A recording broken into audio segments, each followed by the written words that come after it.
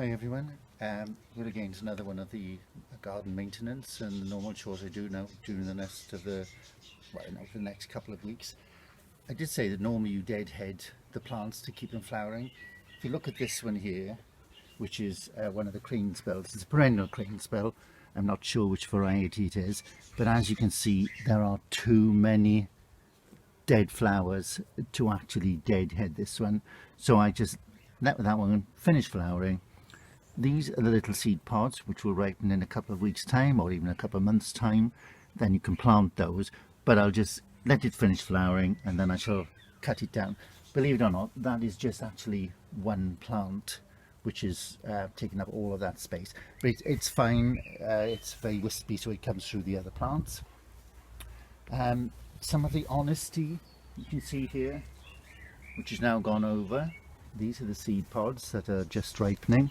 Some of them, these are not quite ready, but when they are ready, the little bits inside go brown, and this goes like a silvery colour. And all you do, I'll try and do this now, you peel them off, and then you try to take the outer layer off, and then you end up with the seeds inside.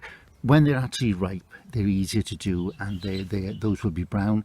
And all you need to do for next year is to literally scrape them off and sprinkle them wherever you want them, and you will have them coming through from this year ready through for next year. This one here, as you can see, it is now just going over, and we've got this lovely lily on the back there. So what I'm going to do, I'm going to cut this one right down as far as I can to some new growth and see if we get some new flowers later in the summertime. So I'm just going to do this all the way along. You don't need to be too careful about it, because obviously I'm cutting them all off and do it. You could really use a shears if you wanted to, because there's so many of them, but because they're actually inside this stake it is. I'll show you when I've cut these down what it looks like. It's so much easier than just tying them individually. Let's just keep going through, and I'll sort of do it fairly quickly. Probably easy to pull them out through the top.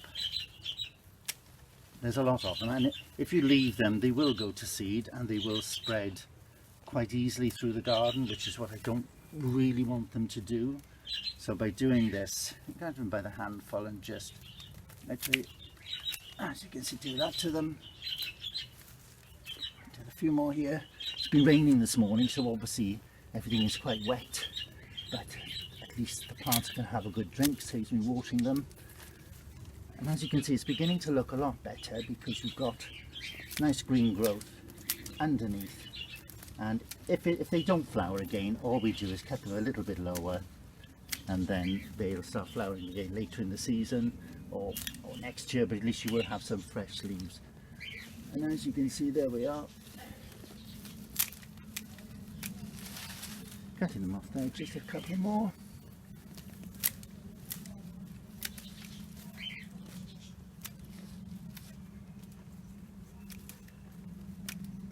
And this here is some rocket, which I sowed last year. If you wanted these to go to seed, these are the dead flowers. You leave those little spikes there, they go brown, sprinkle them in the garden. If you don't want them to go to seed, they will flower again next year. Just cut them down fairly low, and you've got that there. That's the sort of stake I use. As you can see, if you do it early enough, the plants grow up through it, so it keeps them upright, because otherwise they would have fallen over. This is one of the roses that have finished flowering, and as I said before, normally what you do is you can cut them right back. This one I shall cut right back to a leaf bud in there. There's that one, and I'll do the same with these here. And now you can see this lovely lily growing. They have been attacked by the beetle, the lily beetle, unfortunately. So as you see inside there were a few earwigs which are inside it, but they've also been eaten by the slugs. So I just pull that one off, or cut it off, with that. Get rid of that one again, isn't very good, so I'll cut that one off there. And then I shall leave these. They will open gradually over the next couple of days, but at least you've got such a magnificent colour of those.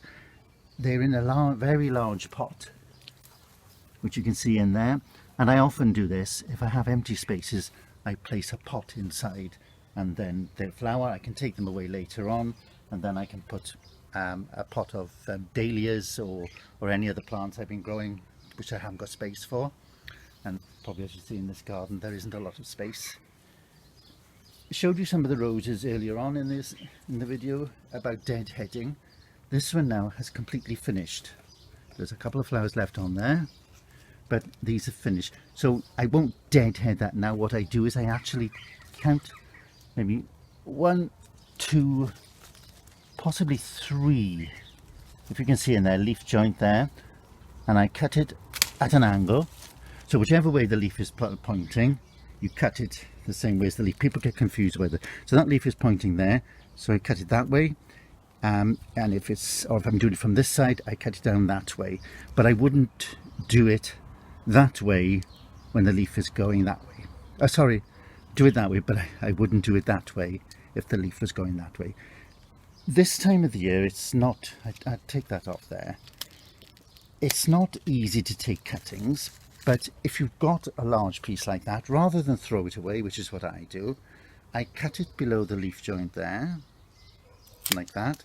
I take the lower leaves off and I put it into a pot. This is generally about August is the best time to do this, but I'll put it half a dozen in a pot, and the success rate is probably, I get about 80%, so that I've got new roses for next year, so they don't all have to be grafted onto other rootstocks, so you can do that. So this one again, there's only one little flower left. It does seem a shame. I'll probably wait until tomorrow before I do that one and cut that one off. But as you can see, there's lots of different plants around here that need doing. So I think for today, that one will be the end of this video, and I'll go around and show you some of the others on the next one.